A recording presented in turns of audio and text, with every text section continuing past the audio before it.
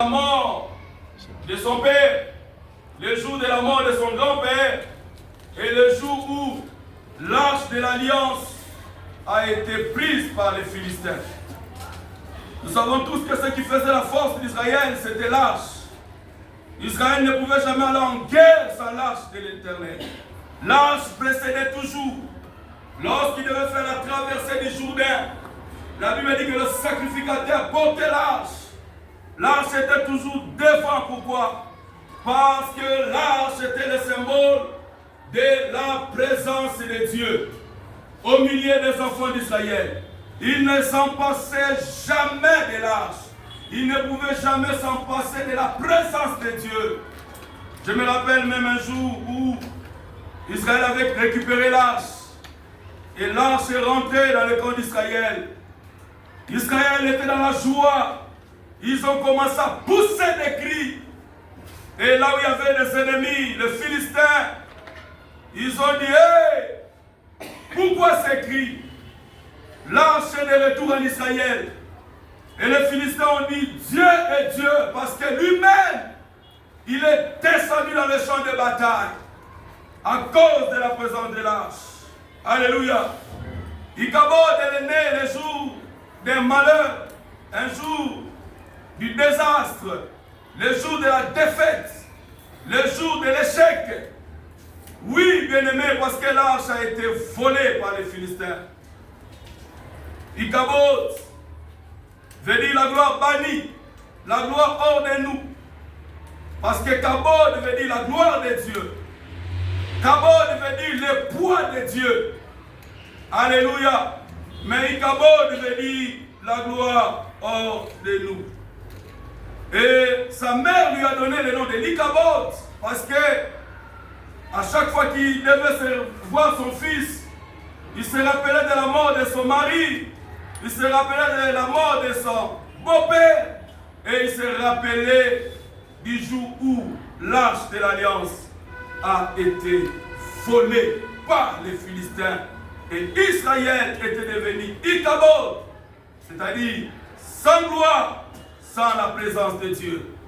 Emmanuel est le nom prophétique prophétisé par le prophète Esaïe au sujet de l'enfant. Il dit, la femme naîtra un enfant, la vierge enfantera un enfant, un fils, et on l'appellera Emmanuel, qui veut dire Dieu parmi nous. Ichabod veut dire la gloire hors de nous, mais Emmanuel veut dire Dieu parmi nous. Alléluia. Mes frères et sœurs, écoutez ceci. On ne peut jamais parler de la gloire de Dieu sans avoir au préalable d'abord parler de la présence de Dieu. Parce qu'avant que l'on ne manifeste sa gloire, sa puissance, bien-aimé dans le Seigneur, la présence de Dieu doit d'abord être établie. C'est pourquoi avant de parler de la gloire de Dieu, je parlerai d'abord de la... Parce que la présence de Dieu, c'est ce que nous verrons, précède toujours la gloire de Dieu. Avant de chercher la gloire, bien-aimé, cherche d'abord la présence de Dieu. Ensuite la gloire de Dieu. Alléluia. Amen. Avant de désirer sa présence, sa gloire, désire d'abord sa présence. Amen. Amen. Dans Genèse chapitre 1er, le verset 1er, la Bible nous dit au commencement Dieu. La première leçon que Dieu donne à l'homme, c'est la leçon sur sa présence. La Bible dit au commencement Dieu d'abord. Alléluia. Ensuite les autres choses. Après c'est la création. Sans la présence de Dieu, le commencement ne serait pas commencement. Pour que le commencement soit commencement, il a fallu d'abord la présence de Dieu, ensuite les autres choses après, ensuite c'est la création. Alléluia. Amen. Oui, frères et sœurs, c'est pour dire quoi? C'est pour dire que toute chose qui doit commencer, doit d'abord commencer dans sa présence. J'aimerais même dire que toute chose positive que l'on peut faire, que l'on peut entreprendre, bien aimé, doit d'abord commencer dans sa présence. Parce que toute chose qui commence hors de sa présence sera vouée à l'échec. Alléluia. Un ministère qui commence hors de la présence de Dieu. Un mariage qui commence hors de la présence de Dieu. Une affaire qui commence hors de la présence de Dieu. Une entreprise qui commence hors de la présence de Dieu. À moins que tu ne sois pas chrétien. Mais si tu es enfant de Dieu, si tu es chrétien, toute chose qui doit commencer d'abord dans sa présence. Alléluia. D'abord, la Bible nous présente le premier verset de la Bible. Au commencement, Dieu. Avant la création, c'était d'abord la présence de Dieu. Ensuite, ce sont les autres choses qui sont présentées. Dans la première leçon que Dieu donne à l'homme, à l'humain, c'est la leçon sur sa présence. Avant que l'on commence à modérer, cherchons sa présence. Avant de désirer à prêcher, cherchons sa présence. Avant de chercher à servir même dans les protocoles, cherchons d'abord sa présence. Avant de chercher à faire, à servir Dieu, à diriger, à conduire, bien-aimé dans le Seigneur, d'abord sa présence. Nous avons besoin de sa présence. Voilà pourquoi tout ce qu'Israël faisait, il ne faisait pas sans l'arche de l'alliance. L'arche de l'alliance le précédait toujours. Voilà pourquoi je me dirais dire ce matin que la présence de Dieu te précède cette année. Que l'arche de l'alliance de la même manière que ça précédait Israël, que ça te précède cette année 2025 au nom de Jésus. Ah, tu n'as pas compris que dans ton mariage à toi, que la présence de Dieu te précède dans tes projets que tu veux faire, dans cette entreprise que tu veux entreprendre, que la présence de Dieu, c'est toi même qui me donne. Je dis que la présence de Dieu t'accompagne. Alléluia. Est-ce qu'on peut acclamer le Seigneur?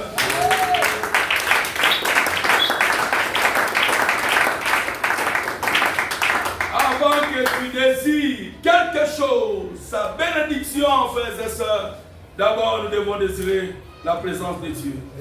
Et dans Genèse chapitre 3, le verset 8, la Bible dit que la voix de Dieu s'est promenée sur la terre, dans le jardin d'Éden. La voix de Dieu parcourait la terre dans cette brise du soir, dans ces vents légers. Il y avait la voix qui se promenait. Et dans cette voix-là, il y avait la présence de Dieu. Et voilà pourquoi dans cette voix, Dieu pose la question à Adam et Ève, où es-tu? Et lorsqu'ils ont entendu la voix de Dieu, ils sont allés se cacher loin. Parce que dans ces légers vents, il y avait la voix de Dieu.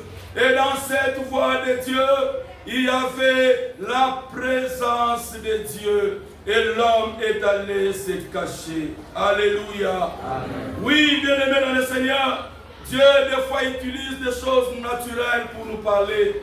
Et lorsqu'il parle, c'est réellement lui qui nous parle. Et pendant qu'il cherchait l'homme, bien-aimé dans le Seigneur, l'homme à cause du péché, il a fui cette présence à cause du péché. Alléluia. Amen. Voilà pourquoi, bien-aimé, les péchés sous toutes ses formes chassent la présence de Dieu dans nos vies. C'était cette présence de Dieu qui était au commencement. C'était cette présence qui entretenait le jardin d'Éden.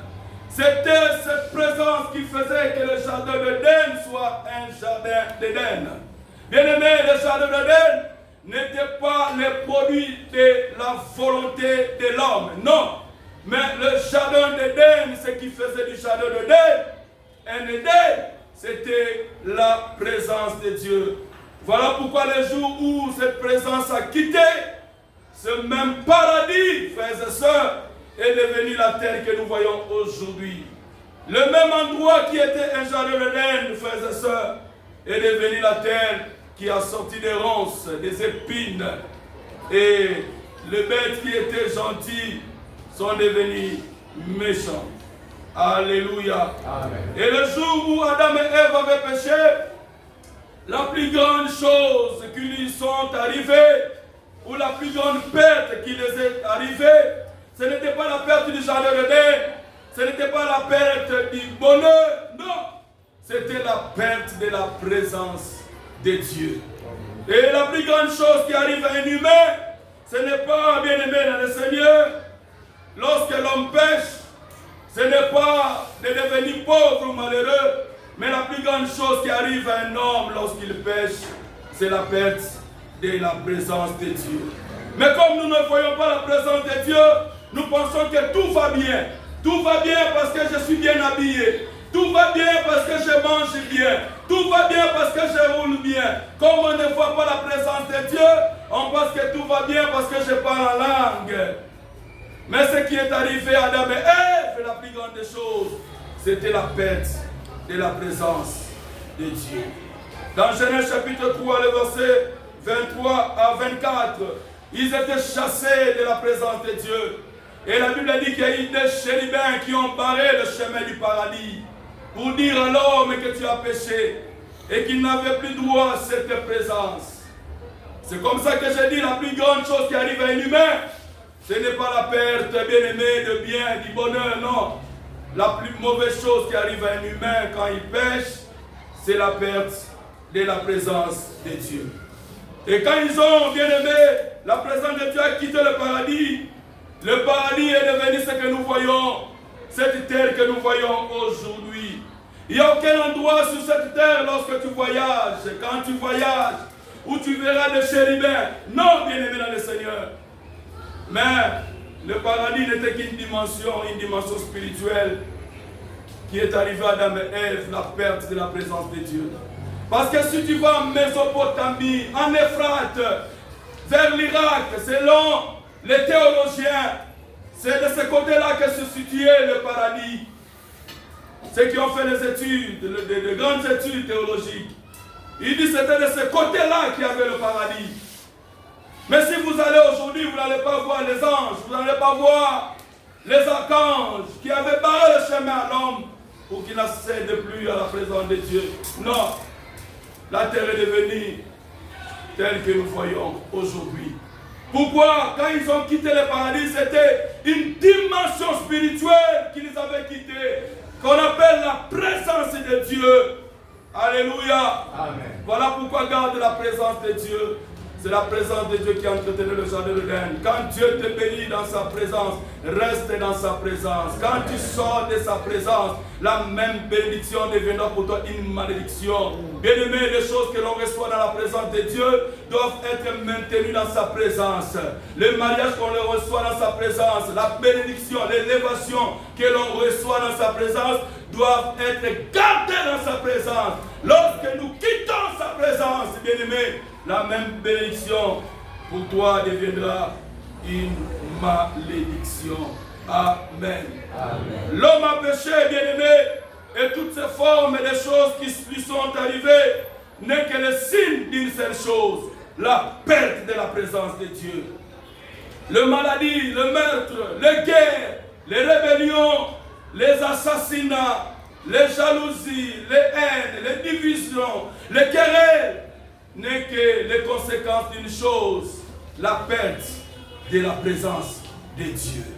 La présence de Dieu a quitté, et c'est ce que nous vivons aujourd'hui, ce que nous vivons dans le monde. Bien-aimés dans le Seigneur, Dieu est partout, mais il n'agit pas partout.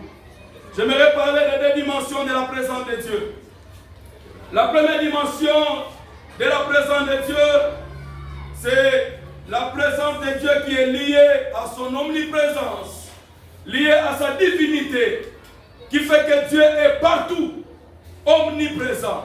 Même là où on pense qu'il n'est pas là, il est là. Même en enfer, il est là.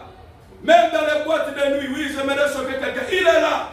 Même là où il y a les prostituées, Dieu est là. C'est la première dimension de la présence de Dieu, qu'on appelle une présence qui est liée à son omniprésence, qui fait que Dieu est partout. Il n'y a pas un endroit où tu peux aller que Dieu n'est pas là. Dieu est partout. Alléluia. Amen. Il est là. Mais cette première dimension de la présence de Dieu n'apporte pas la bénédiction, n'apporte que le contrôle, n'apporte que la surveillance. Même quand Adam et Ève avaient péché, oui, c'est vrai, Dieu était là seulement pour contrôler. Alléluia. C'est comme l'air est partout. même les païens en l'air. Et dans cette première dimension de la présence de Dieu, tout le monde se retrouve dans cette dimension de la présence de Dieu liée à son omniprésence, qui fait que Dieu est partout. Mais cette présence n'est là que pour le contrôle. C'est pourquoi quand tu étais à Katouba, quand tu étais à Kamalondo, il pouvait te dire, je te voyais, je te connaissais, j'étais là. Mais cette présence-là ne pouvait rien faire, n'apporter que le contrôle et la surveillance. Et c'est cette présence-là qu'Adam et Ève se sont retrouvés. Mais la deuxième dimension de la présence de Dieu qui m'intéresse, c'est la dimension de la présence de Dieu qu'on appelle la présence approbative de Dieu. C'est une présence qui se manifeste. Là où on invoque Dieu en vérité et en esprit. C'est une présence où Dieu agit. Là où les gens le prient, là où les gens le cherchent. Cette présence approbative veut dire Dieu vous approuve. Alléluia. Amen. Parce que vous êtes son enfant. Cette présence se manifeste. Là où il y a la volonté de Dieu. Là où les gens le louent. Là où les gens le chantent. Il est là. Alléluia. Amen. Là où les gens accomplissent sa volonté. La présence approbative de Dieu vient pour se manifester. Alléluia. Amen. C'est cette présence-là qu'Adam et Ève avaient perdue. Alléluia. Amen. Quand Dieu, dans cette deuxième présence approbative, c'est là où vient le paradis. C'est là où vient le bonheur. C'est là où vient la bénédiction. C'est là où vient la révélation. C'est là où vient la gloire de Dieu. C'est dans cette deuxième présence, frères et sœurs, que nous devons désirer. Amen. Et c'est dans cette deuxième présence que l'on peut expérimenter la sainteté de Dieu. Le pécheur peut être sanctifié. C'est dans cette deuxième présence que les sorciers peuvent fuir. C'est dans cette deuxième présence que les occultes peuvent fuir. C'est dans cette deuxième présence qui se manifeste. Cette deuxième présence, je me rappelle, a saccagé les Égyptiens. C'est dans cette deuxième présence, frères et sœurs, qu'Adam et Ève avaient perdu. Et c'est cette deuxième présence que nous devons prier. Une présence qui se manifeste. Une présence approbative de Dieu. Et entre la première présence et la deuxième présence, il y avait le chérubin qui avait barré le chemin. Alléluia. Amen. Pour que l'homme ne retourne pas dans cette deuxième présence. Voilà pourquoi nous devons dire merci à Jésus-Christ. Nous le parlerons peut-être demain. Lui qui nous a permis de retourner, de répondre à cette deuxième présence. La raison pour laquelle Dieu n'agit pas partout. Dieu n'agit pas partout. C'est à cause de cette deuxième présence. Alléluia. Est-ce qu'on peut acclamer le Seigneur?